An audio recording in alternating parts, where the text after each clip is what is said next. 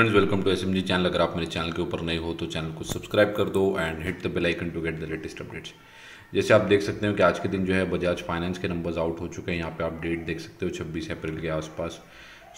यहाँ पे इनके क्वार्टरली नंबर्स आउट हो चुके हैं। सबसे पहले न्यूज़ की बात करें तो यहाँ पे कंपनी ने जो है वो डिविडेंड बांटा है अपने शेयर होल्डर्स को, जो कि 30 रुपीज़ पर शेयर के हिसाब से है। अगर शेयर के फेस वैल्यू की बात करें तो 2 रुपये के आसपास देखने को मिलता है। और यहाँ पे अगर आप देखेंगे डिस्पैच ऑन और अबाउट जुलाई के आसपास जो है 28-29 जुलाई के आसपास जो है वो आपके बैंक अकाउंट के अंदर जो है डिविडेंड आपके क्रेडिट हो जाएगा।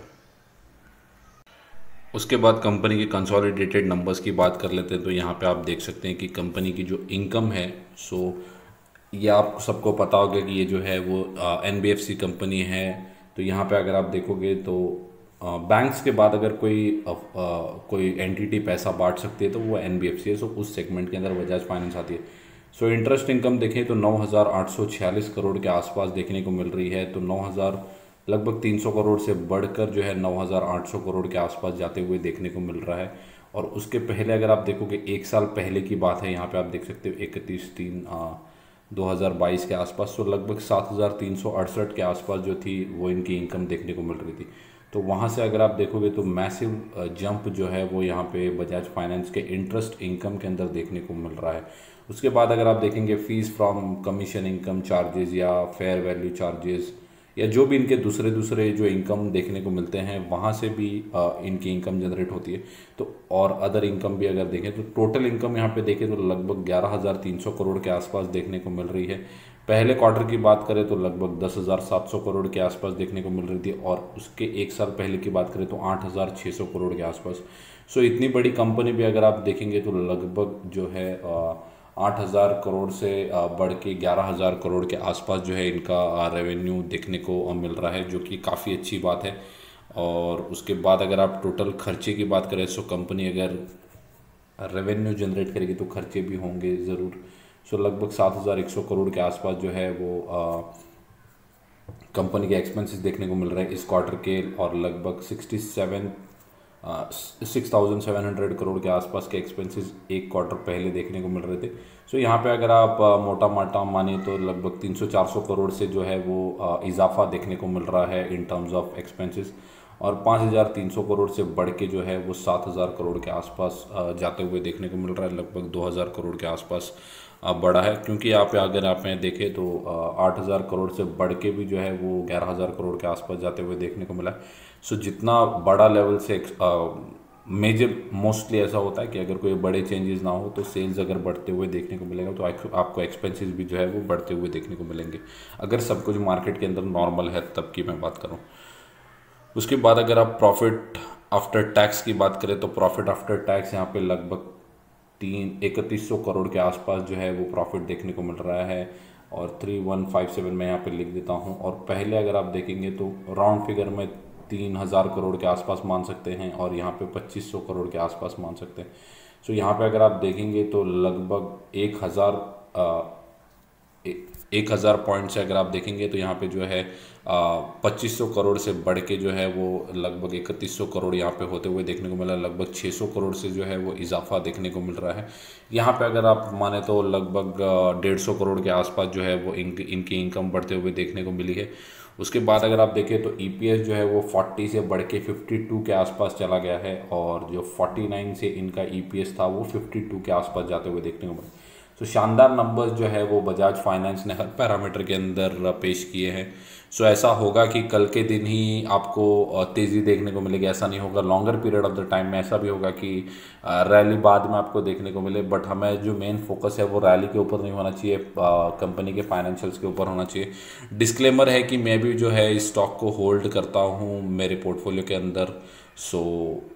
3,000 के भाव से मैं भी इस स्टॉक को अच्छे क्वांटिटीज़ के अंदर होल्ड करता हूं। तो होल्डिंग से ही जो है क्वांटिटी आपकी बढ़ती रहेगी, और क्वालिटी स्टॉक्स के अंदर अगर आपका इन्वेस्टमेंट होगा तो ही आपके पैसे जो है वो longer period of the time में बनेंगे। यहाँ पे जो है वो कंपनी के कंप्लीट अपडेट्स यहाँ पे देखने को मिल रहे हैं। यहाँ पे अगर आप देखोगे तो न्यू लोन बुक अगर आप देखोगे तो लगभग कितने 20% से जो है वो ग्रो होते हुए देखने को मिल रहे हैं, क्योंकि कंपनी जो है वो लोन बांटने का काम करती है। सो इनके नए लोन बुक के अंदर एडिशन अगर आप देखेंगे तो जो वो कितने परसेंटेज से ग्रो हो रहा है, तो वो 20% से ग्रो होते हुए देखने को मिल रहा है। असेट अंडर मैनेजमेंट तो अगर आप देखेंगे ग्रो बाय 29%, सॉरी। तो यहाँ पे असेट अंडर मैनेजमेंट का मतलब है कि कितना करोड़ जो है वो कंपनी मैनेज करती है। तो कंपनी जो है वो लगभग 2.5 लाख करोड़ के आसपास पैसा मैनेज करती है, लेंडिंग करती है, जो भी पैसा ये मैनेज करते हैं। तो इन ये जो है वो लगभग 2,47,000, लगभग 2.5 लाख करोड़ के आसपास। वही अगर एक साल पहले की बात करें तो 1,92,000 के आसपास देखने को मिल रहा था 31 मार्च 2022 के आसपास।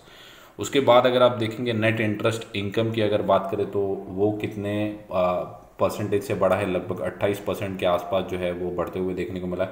प्रीवियस क्वार्टर में अगर आप देखेंगे तो 6,000 करोड़ के आसपास देखने को मिल रहा था। इस बार अगर आप देखेंगे तो 1,700 करोड़ बढ़ चुका है, जो कि 7,771 करोड़ के आसपास देखने को मिल रहा है। उसके बाद अगर आप देखेंगे तो प्रॉफिट आफ्टर टैक्स तो हम लोगों ने डिस्कस कर दिया, लेकिन वो कितने परसेंट से ग्रो हुआ है, तो लगभग 30% से ग्रो हुआ है, जो कि 3100 करोड़ के आसपास, 3150 करोड़ के आसपास देखने को मिल रहा है। पहले देखेंगे तो 2500 करोड़ के आसपास देखने को, 2400 करोड़ के आसपास। सो वो बढ़ के हो चुका है। तो यहाँ पे अगर आप इंक्रीमेंट देखेंगे तो ईयर ऑन ईयर बेसिस के ऊपर कितना है, 30% के आसपास का इंक्रीमेंट यहाँ पे देखने को मिल रहा है। अब जो मेजर फैक्टर यहाँ पे देखना होता है वो ग्रॉस एनपीए और नेट एनपीए देखना होता है। तो ग्रॉस एनपीए अगर आप देखेंगे तो 0.94% के आसपास देखने को मिल रहा है। पहले ये एनपीए कितना था, तो 1.60 के आसपास था एक साल पहले। और नेट एनपीए अगर देखेंगे तो नेट एनपीए अभी के लिए है 0.34, और अब जो है वो 0.34 है, और उसके पहले अगर आप देखेंगे तो 0.68 देखने को मिल रहा था। तो नेट एनपीए और ग्रॉस एनपीए दोनों के अंदर जो है वो गिरावट यहाँ पे देखने को मिल रही है, जो कि एक अच्छी बात है कि कंपनी के जो डिफॉल्ट्स है वो कम होते हुए देखने को मिल रहे हैं। सो ये सबसे अच्छी बात होती है। हमें ये चीज़ जो है वो बैंक्स और एनबीएफसीज के अंदर देखना ज़रूरी है कि जो इनका ग्रॉस एनपीए और नेट एनपीए गिर रहा है कि नहीं। तो ग्रॉस एनपीए और नेट एनपीए में अगर आप देखेंगे तो 90 डेज और longer period of the time, ये दो बड़े बड़े फर्क यहाँ पे देखने को मिलते हैं। तो दोनों भी सेगमेंट के अंदर कंपनी ने जो है वो अच्छा परफॉर्म करके दिखाया, और एनपीए जो है वो गिरते हुए देखने को मिल रहे हैं। आज के दिन की अगर स्टॉक की बात करें तो स्टॉक ने जो है वो कुछ कमाल दिखाया नहीं है, फ्लैट ही ट्रेड करते हुए देखने को मिल रहा था कि अनसर्टेनिटी। और उसके बाद अगर आप देखें तो स्टॉक जो है वो पिछले कुछ टाइम से तो इसने अच्छा परफॉर्म किया है, लगभग नीचे गिर चुका था 5500 के आसपास, वहाँ से जो है वो अच्छी खासी रिकवरी देखने को मिल रही है। बट अगर आप इसके जो भी प्रीवियस लेवल्स है, मैं अगर एक साल का चार्ट बताऊँ तो यहाँ पे जो इनका प्रीवियस लेवल है लगभग 7,500 के आसपास, वो लेवल जो है वो अभी तक आते हुए देखने को नहीं मिल रहा है।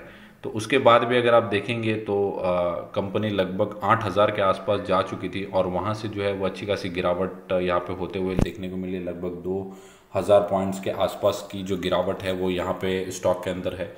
और यहाँ पे अगर मैं टोटली बताऊं तो लगभग 20% के आसपास की जो गिरावट है वो स्टॉक के अंदर देखने को मिल रही है। फिर भी अगर आप देखेंगे तो 218% के आसपास के रिटर्न जनरेट करके दिए। मैंने पहले भी कहा कि मैं ये स्टॉक को जो है वो 3,000 के लेवल से होल्ड कर रहा हूँ। सो जितना ज़्यादा आपका लंबा होल्डिंग पीरियड होगा, shorter period of the time में अगर आप देखेंगे तो काफ़ी ज़्यादा ग्लोबल न्यूज़ यहाँ पे देखने को मिल रही है जो कि अनसर्टेन है।